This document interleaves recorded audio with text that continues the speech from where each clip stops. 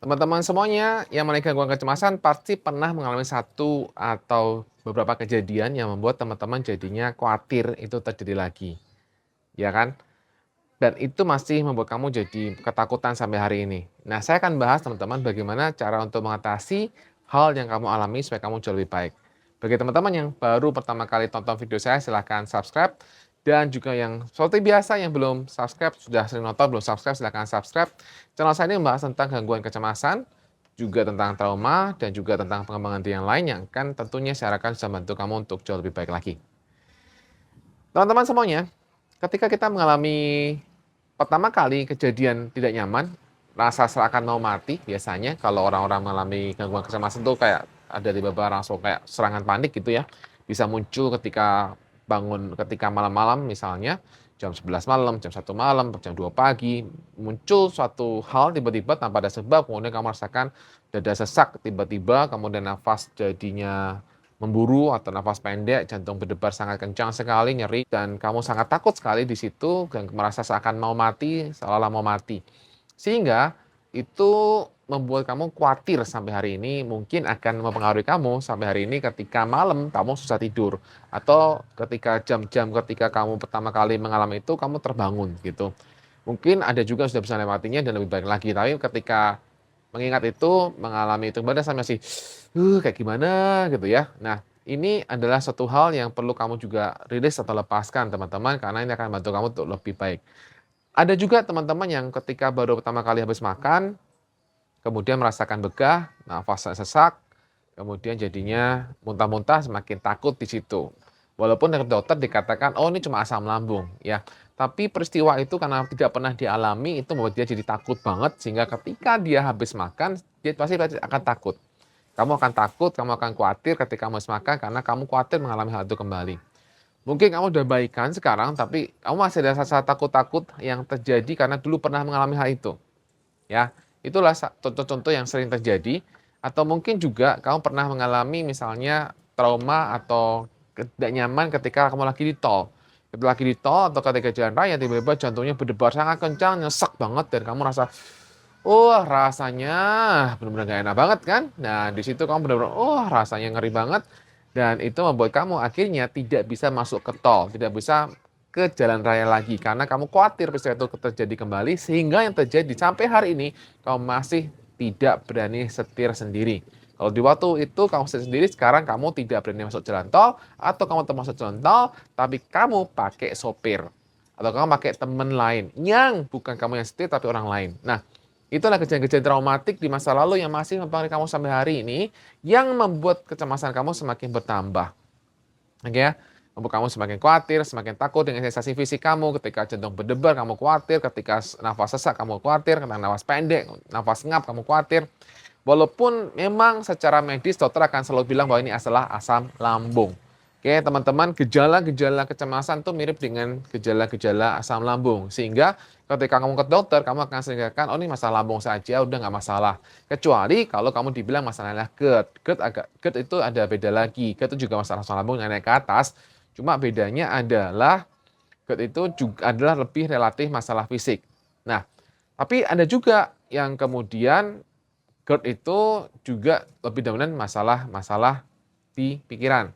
Nah, kembali teman-teman, kembali ke topik awal lagi. Jadi ketika kamu mengalami rasa nggak nyaman di tubuh, yang sama dokter dikatakan asam lambung, kamu tetap aja takut. Atau mungkin teman-teman kamu pernah mengalami kejadian ini ketika kamu ditinggal orang terkasih. Ketika kamu ditinggal orang terkasih, kamu merasa shock banget, kaget banget, kamu nggak bisa terima apa yang terjadi. Dan itu masih membuat kamu masih takut sampai hari ini, masih terngiang-ngiang sampai hari ini. Sehingga kamu khawatir bahwa kamu akan seperti dia atau seperti yang kamu kenal itu dan membuat kamu jadinya cemas. Jadi kamu takut mati, kamu takut kemana-mana, dan takut banyak hal lainnya, itu sangat pengaruh sekali. Nah, ketika kamu semakin takut dengan apa yang terjadi, dengan semua sensasi fisik itu, kamu mulai merasa mikir-mikir aneh-aneh, nanti kalau mati gimana, nanti kalau akan jatuh gimana, nanti kalau sakit gimana, kamu nanti kemudian akan membuat skenario buruk yang sangat banyak terjadi, maka beberapa orang akan bisa mengalami apa? Takut ketika masuk kamar mandi. Oke, kenapa? Karena takut nanti terjadi apa-apa ketika dia masuk kamar mandi. Kalau di kamar mandi nanti terjadi apa-apa, nggak ada yang tahu gimana. Nah, Akhirnya kemudian dia tidak berani kunci kamar mandinya. Ada beberapa orang yang juga akhirnya tidak mandi atau mungkin hanya mandi sekali sehari. Ya, karena apa? Karena dia nggak nyaman dengan air dinginnya. Karena rasa dingin itu baginya tidak sangat nyaman sekali, membuat dia nggak nyaman. Jadi semua sensasi fisik itu benar-benar tidak enak semuanya yang membuat jadi kepikiran. Beberapa orang bisa juga ketika sudah mengalami trauma tadi di awal, kemudian nggak ada lagi, kemudian muncul lagi, dan kemudian setelah itu muncul lagi semakin intens. Dan ketika muncul lagi semakin intens, biasanya terjadi adalah kamu jadinya melebar kemana-mana, yang semula kamu bisa pergi keluar atau keluar rumah, jadi sekarang nggak bisa keluar rumah.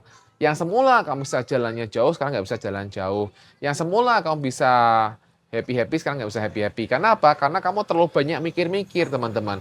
Mikir dengan ini nanti gimana, ini gimana, nanti gimana. Akhirnya otak kamu terus waspada. Kamu membuat otak kamu terus waspada yang membuat akhirnya kecemasan kamu semakin meningkat. Ketika kecemasan kamu semakin meningkat, itu kamu kalau kamu perhatikan, kamu bisa kayak semacam kemudian kamu jadi tadi melebar, tanda kutip melebar tuh jadi yang semula nggak takut keramaian jadi takut keramaian, semula yang kemudian ketika ke dokter gigi biasa aja jadi masalah dokter gigi, yang biasanya ketemu teman biasa aja sekarang jadi menarik diri. Nah, itu terjadi hal demikian. Dan itu sebenarnya saya mau katakan adalah itu hal yang normal teman-teman ketika mengalami gangguan kecemasan.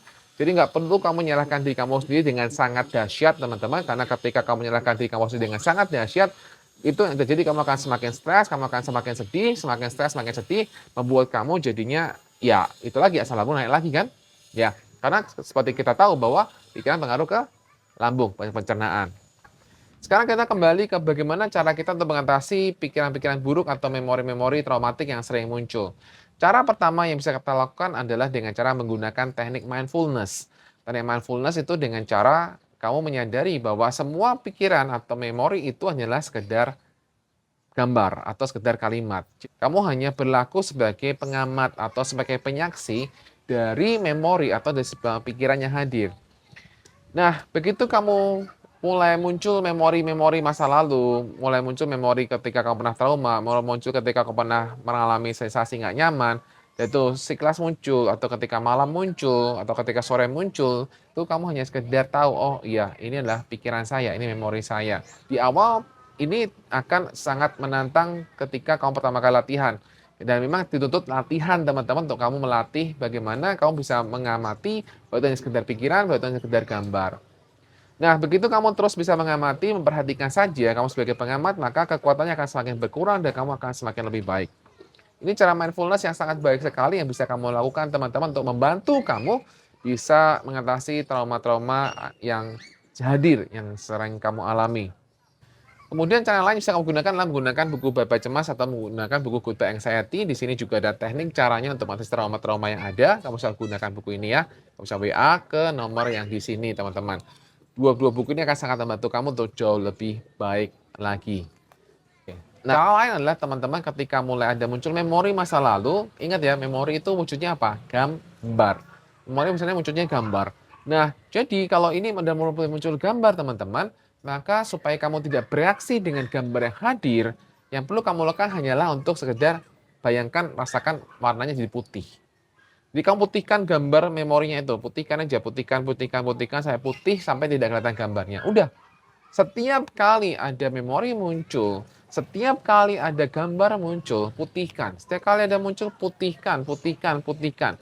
Dengan imajinasi kamu. Entah kamu mau bayangkan kamu lumuri pakai cat putih, entah kamu bisa bayangkan kamu rasakan pakai kuas, kamu cat putih, entah kamu secara mental, apapun kamu bisa menggunakan kreativitas kamu, imajinasi kamu untuk memutihkan itu.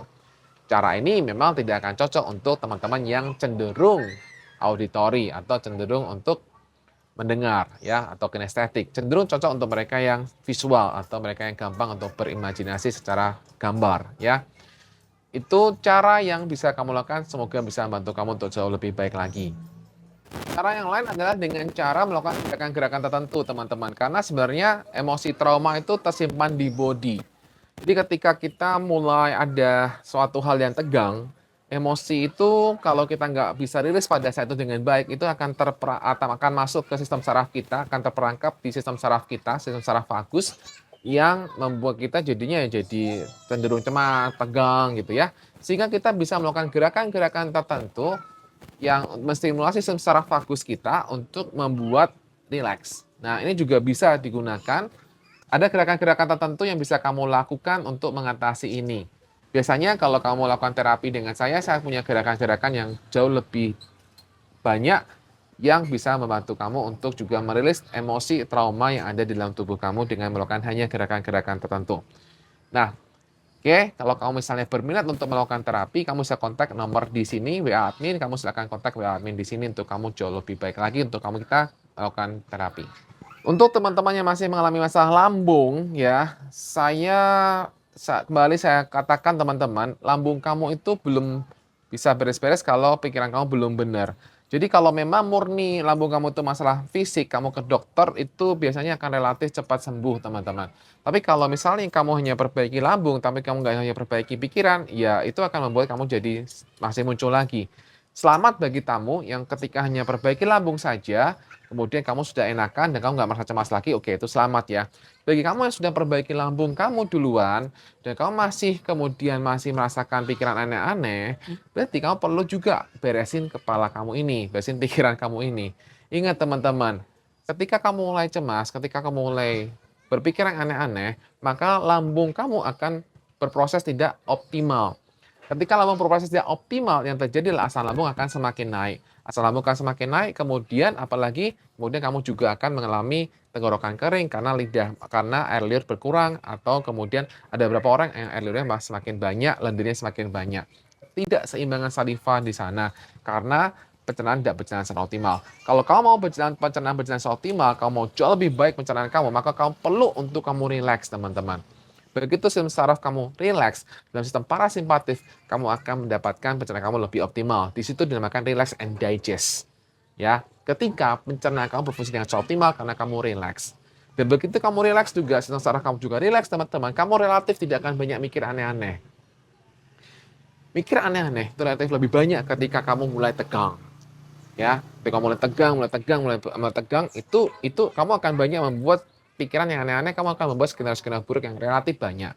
Sehingga sadari teman-teman ketika kamu sudah mulai stres, sudah mulai membuat situasi pikiran yang jelek-jelek, sudah mulai membuat pikiran-pikiran aneh, oh berarti saya sedang dalam kondisi tegang. Nah gitu. Begitu kamu sudah mulai sadar bahwa oh iya dalam posisi tegang ya sekarang ya.